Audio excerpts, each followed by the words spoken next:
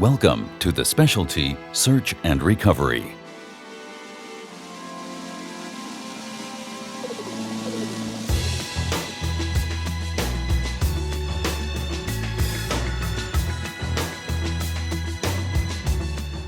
Underwater Search and Recovery. Just saying the words incites images of shipwrecks full of treasure and chests of gold.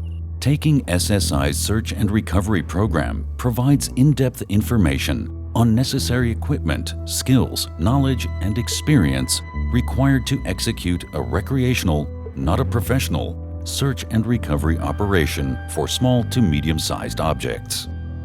Training in search and recovery diving will help you hone your current diving skills more than you could ever imagine.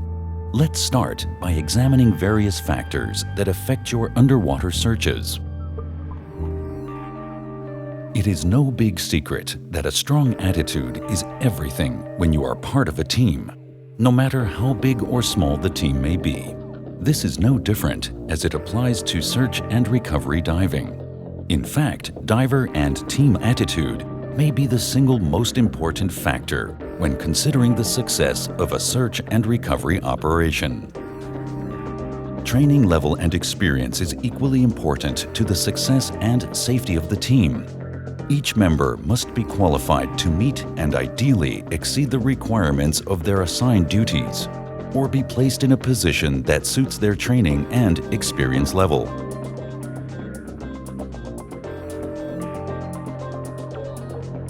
Many search and recoveries take place in cold, low-visibility water, which has the potential to psychologically hinder an unexperienced or ill-prepared diver. Dark water combined with increasingly cold temperatures can be extremely disorienting to the diver and could lead to vertigo and panic if uncorrected. For these reasons, it is highly recommended that divers who participate in search and recovery dives be trained in SSI night and limited visibility and dry suit diving to offset the effects of cold, low visibility conditions.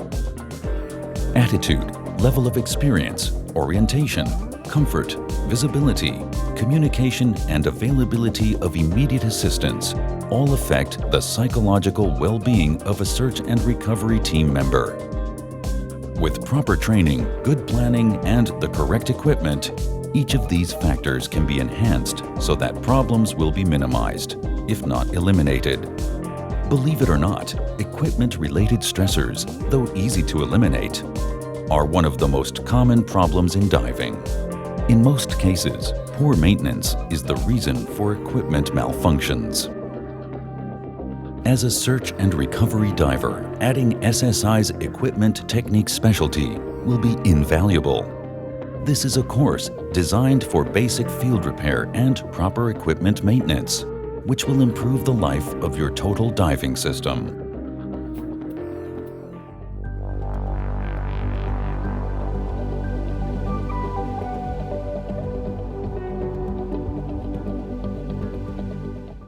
Planning, as with any dive, is the first and most important aspect of any search and recovery operation. To begin the planning phase, equipment and personnel requirements should be evaluated based on the scope of the operation. Commercial-grade lift bags, braided nylon rope, marker floats and buoys, retractable dive reels, and underwater lights are some of the more common pieces of specialty equipment used on search and recovery dives. When choosing lift bags, be sure to use commercial grade with the appropriate lift capacity. Check each bag on the surface for leaks by filling it with water and visually looking for leaking water. Inspect all other components for function and worn parts. Ropes and lines should be braided nylon rope and continuous lengths. Marker buoys and floats are needed to mark the starting and stopping location of a search, to mark a working diver's location, and to mark the location of objects. It's a good idea to have several buoys or floats available for even the most basic operation. The following personnel descriptions and responsibilities are general and do not include all of the possible responsibilities for each position. nor will each position be required for every search and recovery operation. Please consult your SSI Search and Recovery Manual and instructor for more in-depth information. The diving supervisor is in charge of the entire search and recovery operation and is usually the most experienced individual in the team. Along with coordinating all of the data relating to the operation requirements, the dive supervisor performs all of the briefings, coordinates all diving activities during the operation, and modifies the operational schedule as circumstances require.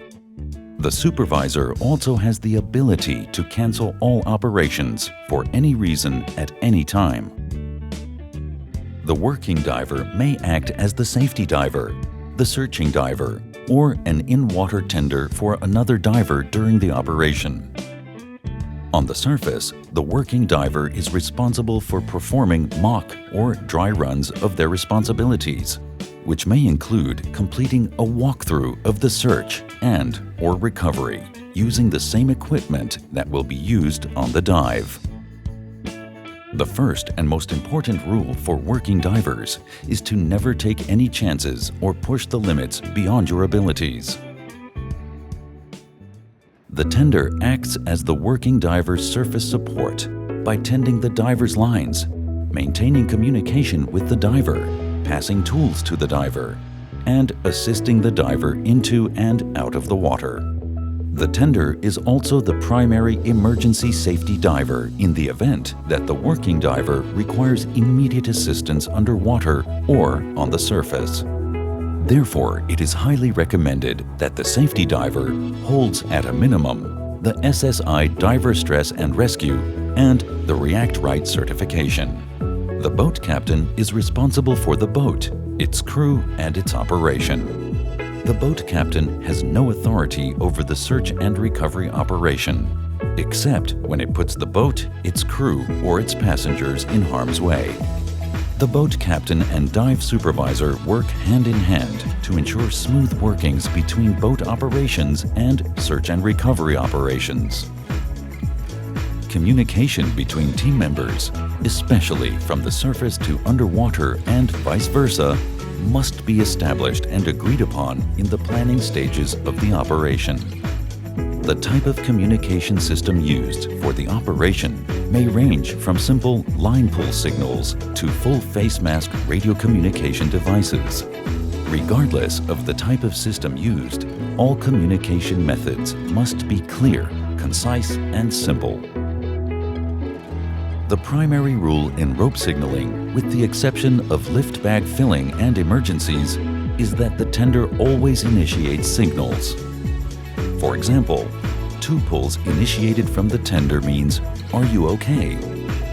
2 pulls in return from the diver means, "Yes, I am okay." If the tender receives no signal from the diver within 30 seconds, the tender signals again. If there is still no response, the tender pulls the diver in. 2 pulls on the rope from the diver indicates that he or she has begun filling the lift bag, while 3 pulls on the rope indicates an emergency situation. In this situation, help should be deployed immediately to the diver.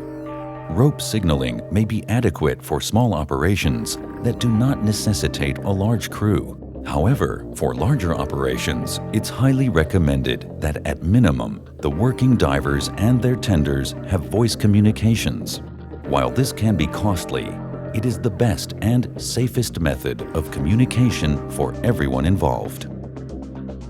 Prior to the creation of a search and recovery dive plan and dive briefing, a well-constructed evaluation of the object to be recovered should be completed. How big is the object and how much does it weigh? This will help you to determine the amount and sizes of lift bags that may be required to lift the object. Also, what is the bottom like where the object rests?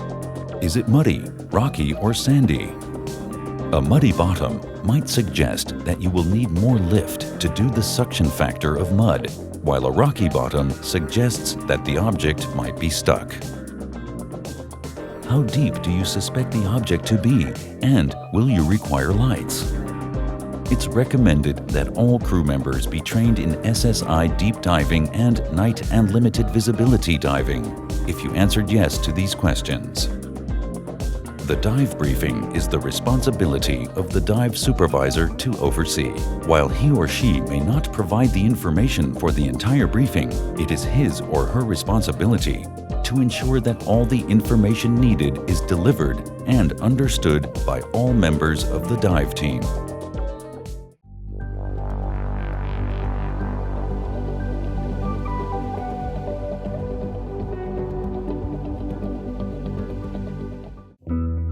Now that the majority of the difficult questions have been answered, like what are we going after and who will do what, you need to select the starting point of your search. The fastest and easiest way to relocate an object when you know its general location is through the use of a global positioning satellite, or GPS unit. GPS units report their location in latitude and longitude to within 3 feet of their exact location on some units. When you know the general area of the object you're looking for, and you do not have immediate access to a GPS unit, finding the starting location on a body of water is usually done by triangulation and resection.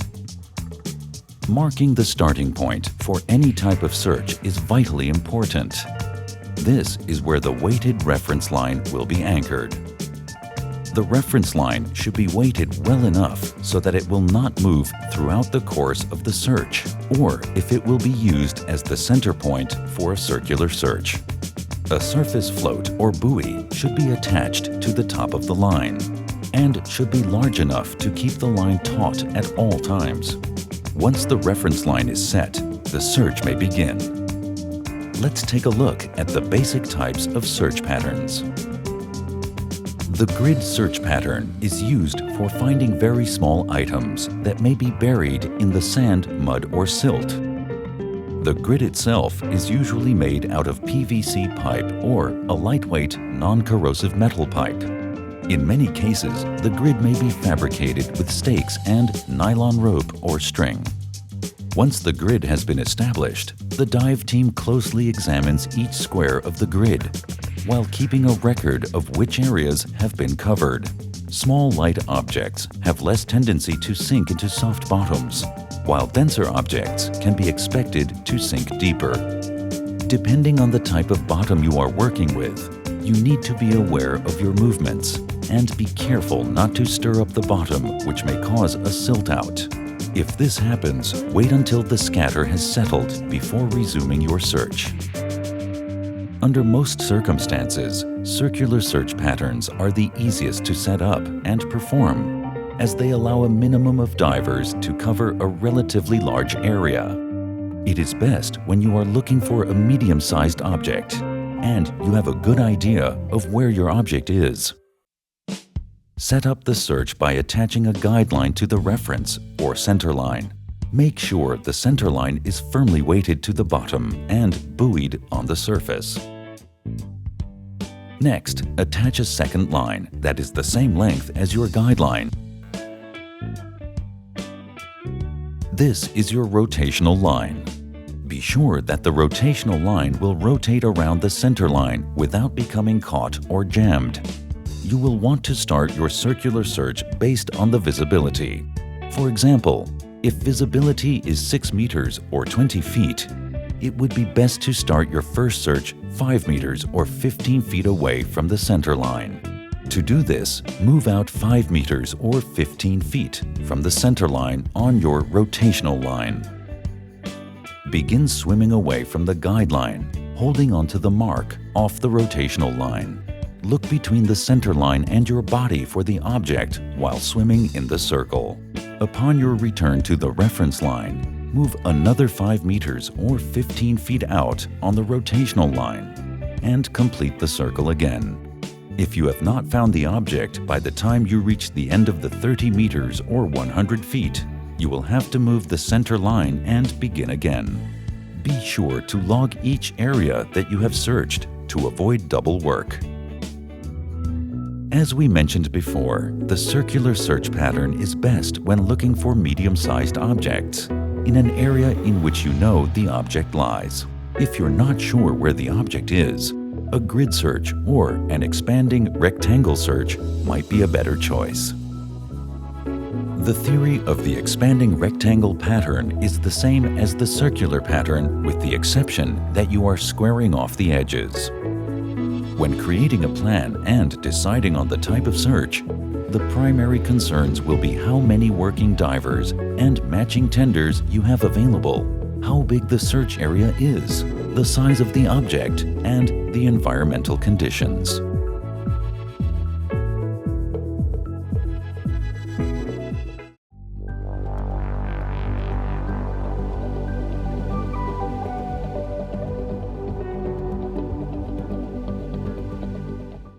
Each recovery will have a minimum of 4 phases: securing the object underwater, providing lift, lifting the object, and securing the object on the surface. The lift bag to weight ratio for lifting an object is 2:1. For example, if you are lifting a 25 kilogram or 50-pound object, you should have at least 2 25 kilogram or 50-pound lift bags, or 1 50 kilogram or 100-pound lift bag.